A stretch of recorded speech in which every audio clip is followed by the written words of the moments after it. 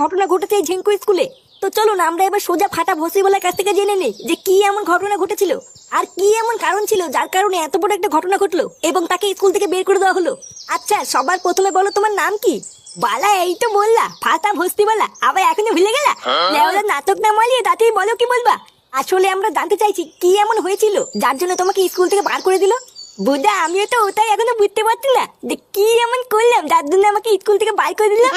স্কুলের সমস্ত স্যারেরা তো বলছে তুমি সরকারি পরিদর্শকের সাথে বাজে ব্যবহার করেছো, তাদেরকে বাজে ভাষা দিয়েছো। বালা আমি বাজে ভাষা দিয়েছি? বাঞ্চদ লেওরা স্যারটা প্রশ্ন করেছিল, আমি সব আগে আগে ঠিক ঠিক উত্তর দিয়েছি, এখানে বাজে ভাষা কখন দিলাম?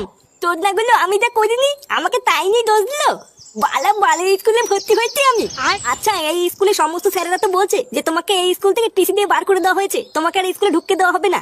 তা এই বিষয়ে কি তুমি কিছু বলতে চাও? ও বলে স্কুলে ঢুকতে দেবে না তাতে আমার বাল খেয়ে গেছে। এমনিতে ওই